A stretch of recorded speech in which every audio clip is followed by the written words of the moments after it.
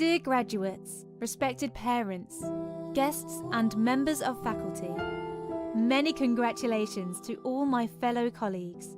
Well done. We finally made it to see this day today. You're probably wondering why I am standing here in front of you today. My name is Farah Sayed, and over the last few months, I have been through a difficult period. Something happened in my life that gave me the unique opportunity to see the medical profession from both perspectives, the patients and the doctors. Earlier this year, I was admitted to hospital, and I spent a large amount of time as an inpatient. That is when I was given the news that I have metastatic cancer. Until then, I saw that 5 years of my lectures and placements in Liverpool Medical School told me the true difference between being a good and a bad doctor. We spent so many PBL sessions and comm skill sessions being trained to be compassionate, empathetic, respectful, and interested doctors. Countless times we've been taught not to treat the patients as just another case of pneumonia or just another UTI, or indeed, as in my case, just another cancer. But it wasn't until I became a patient myself that I really saw how easy it was to fall into that trap. It made me appreciate the true value of what we have been taught. It affected me so much so that I want to share it with you today in this 4 minutes of speech before you start out in your careers, so that it doesn't hit you in the reality in the future. Despite being a medical student, I'm familiar with the hospital environment. With the equipment and the drugs around me, I felt so incredibly lost and out of control. And I found myself hanging on to every last word the doctor said to me.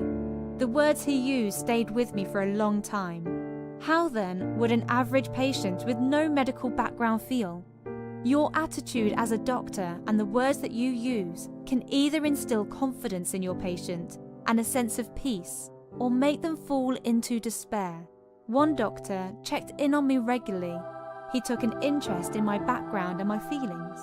Another doctor avoided me and couldn't look me in the eye. His pity over me made me lose hope. Pessimism easily rubs off onto people. Pity is not empathy, and patients should not be pitied. During my stay in hospital, I actually felt that human touch and empathy was as heavy in the scale as medical treatment. And at times I felt that alone was the remedy, but it isn't. Otherwise we would not be here today.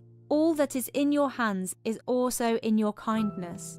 It's not difficult to show that you care. A simple touch, a smile, can go miles with the patients, and sometimes the memory stays with them for a lifetime. Lastly, 5 years of medical school does not teach you everything. It simply prepares you to adapt your knowledge and your skill for what you will be faced with.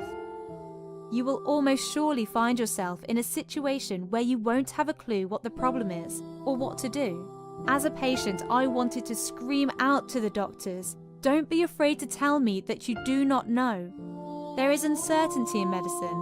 We do not know the unseen. Embrace it, work around it, and don't make yourself shy away from the patient. I hope you remember these points when you start out your career, and I too hope to join you in a year's time, God willing. Life is not about the number of years you live, but it's the difference you make to people's lives. And if you remember this cliche line that we all came across in our interviews 5 years ago, so stay fired. This is reflected in one of my favourite quotes by Prophet Muhammad, peace be upon him, that says, "Best of you are those who bring the most benefits to the rest of mankind." Finally, many people fought for me to be here with you today, so I would like to express my gratitude to them. In particular, I would like to thank Dr. Rachel Wise, Dr. Natalie Palmer, Sean Alexander White, and Rachel Dunbaven, and all the medical school staff. On behalf of everyone, I would like to thank all the staff at Medical School Office for all their hard work throughout the years, and thank you to our dear parents and families for your support and patience with us over the last 5 years, and for always inspiring us to aim high. I am forever grateful to my father, who was a physician himself, my mother, a teacher, my dear husband, who himself is an oncology trainee, and to the rest of my family and friends. Thank you for listening to me, and I wish you and your family success, the best of health, and a long and prosperous life.